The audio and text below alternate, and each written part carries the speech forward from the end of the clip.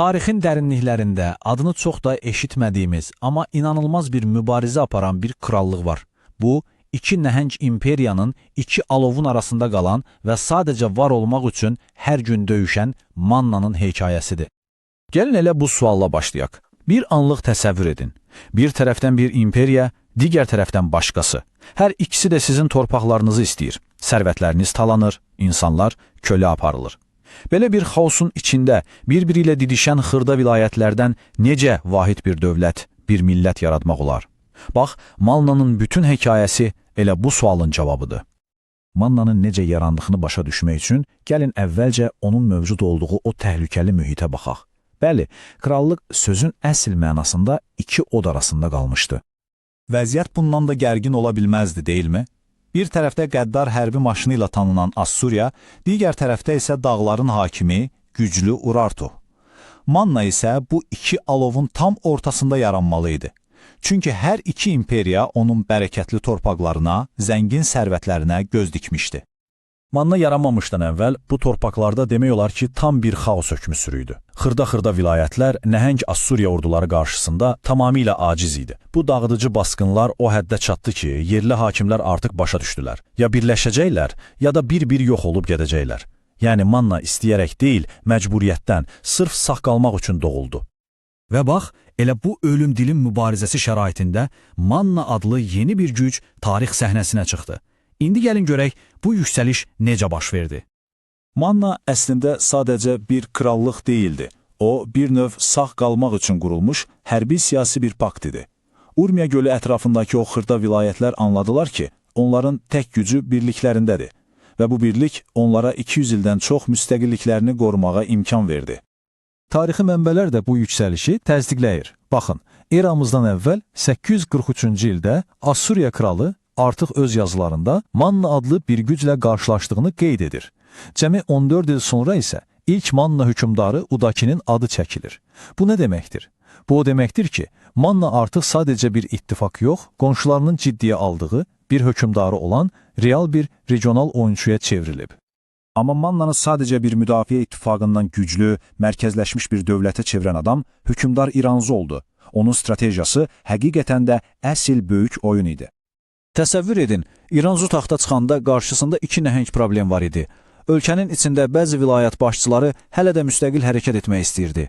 Ölkədən kənarda isə iki super güc onun dövlətini parçalamağa hazır idi. Yəni o, eyni anda həm daxili, həm də xarici cəbhədə mübarizə aparmalı idi. İransunun daxili siyasəti isə demək olar ki, dahiyanə idi.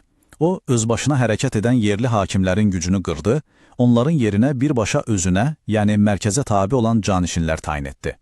Bax, bu addımla Manna dağınıq vilayətlər toplusundan vahid, monolit bir dövlətə çevrildi və bu, krallığın gələcəyi üçün həlledici bir addım idi. Bu sitat əslində İranzının bütün xarici siyasət fəlsəfəsini ifadə edir. O, reallığı çox yaxşı dərk edirdi. Manna iki cəbhədə birdən döyüşə bilməzdi. Bu, intihar olardı. Buna görə də o, soyuqqanlı, pragmatik bir seçim etməli idi.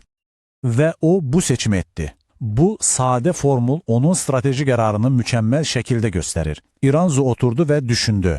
Hal-hazırda bizim üçün daha böyük təhlükə haradan gəlir? Cavab aydın idi. Şimal-qərbdən, yəni Urartudan. Buna görə də o, düşmənimin düşmənim mənim dostumdur prinsipini işə saldı və Assuriya ilə ittifaq yaratdı. Eramızdan əvvəl 735-ci il. Bax, bu il İranzunun riskli, amma ağıllı strategiyası öz bəhrəsini verdi. Manna-Assuriya ittifaqı Urartunu darmadağın etdi. Nəticədə Manna nəinki işğal altındakı torpaqlarını geri qaytardı, hətta gücünün zirvəsinə çatdı. Amma heyf ki, İranzunun qurduğu bu sabitlik çox kövrək idi. Onun ölümündən sonra Manna daxili çəkişmələr, xəyanətlər və xarici müdaxilələrlə dolu bir xaos dövrünə qədəm qoydu.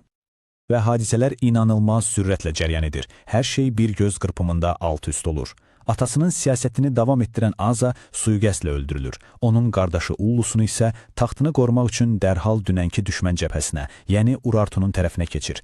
Təbii ki, Assuriya bu xəyanəti heç vaxt bağışlamayacaqdı.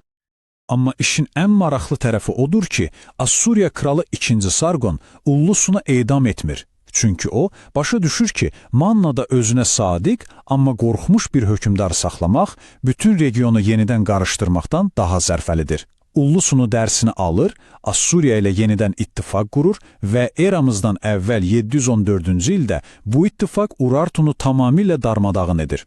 Manna yenidən öz ərazi bütövlüyünü bərpa edir. Ullusunun dövründən sonra Manna bir müddət sabitlik yaşasa da, regiona yeni bir gücün gəlişi ilə hər şey yenidən dəyişdi. Bu, Mannanın növbəti hökmdarı Ahşerinin çox riskli bir oyuna başlamasına səbəb oldu. Skitlər, onlar o dövrün əsl oyun dəyişdirənləri idilər. Sürətli atlı oxatan dəstələri ənənəvi ağır piyada orduları üçün əsl kabus idi. Onların gəlişi regiondakı bütün güc balansını pozdu və Manna hökmdarı Ahşeri üçün yeni, təhlükəli bir fürsət yaratdı. Ahşeri bir yol ayrıcında qalmışdı. Ya ataları kimi Assuriyanın kiçik, sadiq müttəfiqi olaraq qalacaqdı, ya da yeni gələn skitlərlə birləşib tam müstəqillik uğrunda riskli bir qumar oynayacaqdı. O, ikinci yolu seçdi. Assuriyaya xərac verməyi dayandırdı və hətta onun sərhəd qalalarına hücum etməyə cürət etdi.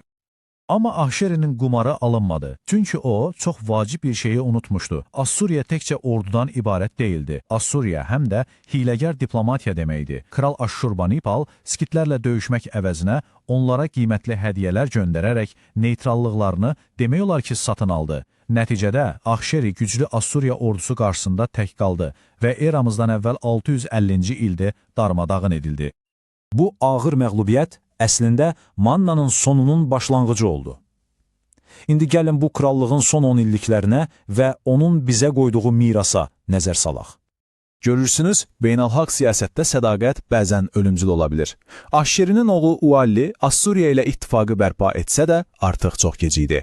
Assuriya artıq süqut edirdi. Regionda isə Midiya adlı yeni bir super güc yüksəlirdi. Manna yaranan yeni vəziyyəti düzgün qiymətləndirə bilmədi və batan gəmidə qalmağı seçdi.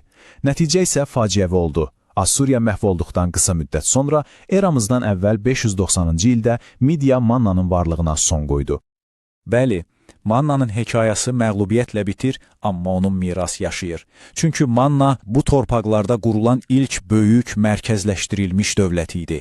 O, gələcəkdə yaranacaq digər dövlətlər üçün bir zəmin, bir dövlətçilik məktəbi rolunu oynadı və bu təcrübə heç vaxt itmədi.